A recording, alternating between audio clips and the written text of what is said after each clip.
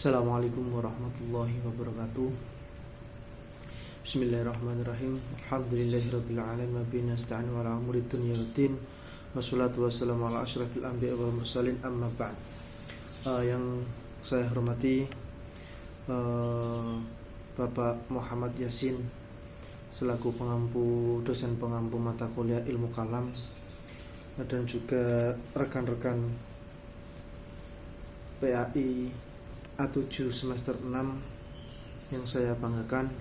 Di sini saya mewakili kelompok 9 pada mata kuliah Ilmu Kalam, yang dimana di sini saya dan teman-teman membahas tentang materi Mu'tazilah, yang isinya nanti akan menceritakan tentang sejarah kemunculan Mu'tazilah, konsep pemikiran Mu'tazilah, dan juga tokoh dan pemikirannya. Yang pertama yaitu tentang sejarah kemunculan aliran Mu'tazilah. Nah, kaum Mu'tazilah ini adalah merupakan suatu sekte atau sekelompok manusia yang pernah menggemarkan dunia Islam selama kurang lebih sekitar 300 tahun. Karena akibat fatwa-fatwa mereka yang menghebohkan, Selama waktu itu pula kelompok ini telah menumpahkan ribuan darah kaum muslimin, terutama para ahlu sunnah yang bersikukuh dengan pedoman mereka. Kemudian sejarah kemunculannya, aliran Mu'tazilah ini muncul di suatu kota yang bernama Basrah, Irak, pada abad kedua Hijriah, sekitar tahun 105 sampai 110 Hijriah. Tepatnya pada masa pemerintahan Khalifah Abdul Malik bin Marwan dan Khalifah Hisham bin Abdul Malik. Pelopornya adalah seorang penduduk dari Basrah, mantan murid dari Imam Hasan al-Basri yang bernama Wasi bin Atha al-Makhzumi al-Ghazali, yang lahir di Madinah pada tahun 700 Masehi. Kemudian kemunculan aliran ini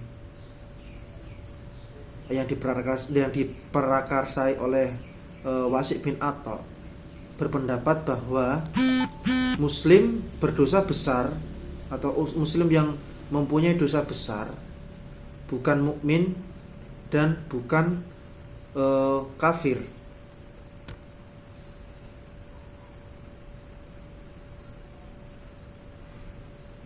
Yang berarti ia adalah seorang fasik atau orang yang beriman tetapi melakukan dosa. Imam Hasan al-Basri berpendapat mukmin yang berdosa besar masih berstatus sebagai seorang mukmin. Inilah awal kemunculan paham ini, dikarenakan perselisihan antara murid dan guru, dan akhirnya golongan Mu'tazilah dinisbahkan kepada Wasi tersebut. Kemudian sehingga menjadi kelompok Mu'tazilah yang semakin berkembang dengan sekian banyaknya sektenya. Kemudian para petinggi mereka mendalami buku-buku filsafat yang banyak tersebar di masa Khalifah Al-Ma'mun. Maka sejak saat itulah manhaj mereka benar-benar diwarnai oleh manhaj ahli kalam yang berorientasi pada akal dan mencampakkan dalil-dalil dari Al-Quran dan As-Sunnah. Itu adalah sejarah awal kemunculan dari aliran Mu'tazilah. Selanjutnya konsep dari aliran Mu'tazilah sendiri. Mu'tazilah ini adalah salah satu aliran dalam teologi Islam yang menggunakan pemikiran rasional untuk menjelaskan masalah ketuhanan. Secara epistemologi, pemikiran rasional Mu'tazilah terpengaruh oleh pemikiran filsafat. Kemudian Mu'tazilah menggunakan metode berpikir filsafat untuk menjelaskan dan mendapatkan persoalan ketuhanan. Mu'tazilah berpandangan bahwa Tuhan telah memberikan kemerdekaan dan kebebasan bagi manusia dalam menentukan kehendak dan perbuatannya. Karena Tuhan karena Tuhan tidak absolut dalam kehendaknya. Dan Tuhan mempunyai kewajiban berlaku adil, berkewajiban menepati janji, berkewajiban memberi rizki dalam hubungannya dengan perbuatan manusia. Kehendak mutlak Tuhan jadi terbatas karena kebebasan itu telah diberikan kepada manusia dalam menemukan kemauan dan kehendaknya menurut Mu'tazilah. Nah, posisi manusia dalam tatanan alam semesta memiliki pandangan tersendiri. Manusia harus berhubungan dengan alam dan tidak dapat menghindarkan diri dari ketentuan-ketentuan yang berlaku berdasarkan hukum alamiah. Jika dikaitkan dengan paham free will dan free act, sudah menjadi perdebatan panjang di kalangan teologi Islam.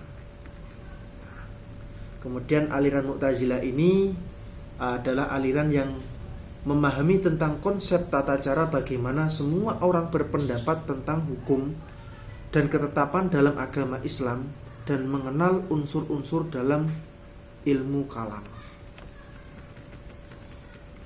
Yang terakhir yaitu tokoh-tokoh dan pemikirannya.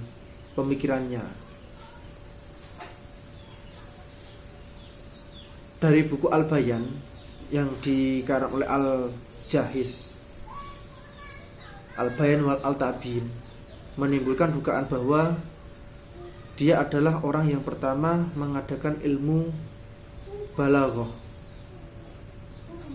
Beberapa pendapatnya tentang paham Mu'tazilah hanya sedikit saja yang sampai kepada kita. Dia adalah seorang yang pertama mengemukakan soal tawallud atau reproduction yang boleh dimaksudkan untuk mencari batas-batas pertanggungjawab manusia atas perbuatannya. Di antara murid-muridnya yang besar pengaruhnya dalam penyebaran paham-paham kemu'tazilahan di Baghdad ialah Abu Hasan al-Mudhar Sumamah bin al-Ashrar dan Ahmad bin Fuad. Kemudian ada Al-Khayyat yang hidup pada tahun 303 Hijriah. Ia adalah bernama lengkap Abu Husain Al-Khayyat, yang termasuk tokoh Mu'tazilah Baghdad dan pengarang buku Al-Intisar, yang dimana pemikirannya adalah untuk membela aliran Mu'tazilah dari serangan Ibnu Al-Qarwandi. Ia hidup pada masa kemunduran aliran Mu'tazilah. Kemudian ada Al-Qadhi Abul Jabbar yang hidup pada tahun 1224 Masehi. Ia juga hidup pada masa kemunduran aliran Mu'tazilah. Kemudian ia diangkat menjadi kepala hakim atau Qadhi Al-Qudha oleh Ibn Abbad. Di antara karangan-karangan ialah adalah ulasan tentang pokok-pokok ajaran aliran Mu'tazilah, terdiri dari beberapa jilid dan banyak dikutip oleh Asy-Syarif Al-Murtadha. Selanjutnya ada Az-Zamakhsyari. Namanya adalah Jarullah Abul Qasim Muhammad bin Umar, kelahiran tanah Zamakhsyar. Sebutan Jarullah yang berarti tetangga Tuhan dipakainya karena ia lama tinggal di Mekah dan bertempat di sebuah rumah dekat Ka'bah. Selama ia hidup, ia banyak mengadakan perlawatan dari negeri kelahirannya menuju Baghdad, kemudian ke Mekah untuk bertempat di sana beberapa tahun lamanya, dan akhirnya ke Jurjan atau Persia, Iran. Dan di sana ia mengembuskan nafas terakhirnya. Pada diri Al-Zamakhsyari sekumpul melahirkan karya aliran Mu'tazilah selama kurang lebih 4 abad. Ia menjadi tokoh dalam ilmu tafsir, nahwu, dan paramasastera atau leksikologi, seperti yang dapat kita lihat dalam tafsir Al-Khasyaf dan kitab-kitab lainnya. Al-Fa'iq As-Sa'ul Balaghah dan Al-Mufassal, ia dengan terang-terangan menonjolkan paham kemu'tazilahannya dengan dituliskan dalam buku-bukunya serta dikemukakannya dalam pertemuan-pertemuan keilmuan. Dalam tafsirnya Al-Khasyaf, ia telah berusaha sekuatnya untuk menafsirkan ayat-ayat Al-Quran berdasarkan ajaran-ajaran Mu'tazilah, terutama 5 prinsip, yaitu tauhid, keadilan, janji dan ancaman, tempat di antara 2 tempat, dan amar ma'ruf nahi mungkar. Itu adalah tokoh-tokoh Mu'tazilah beserta pemikirannya.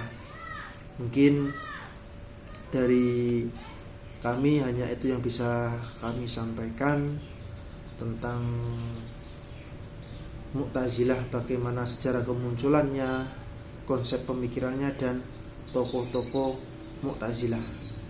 Sekian dari saya, kurang lebihnya mohon maaf. Assalamualaikum warahmatullahi wabarakatuh.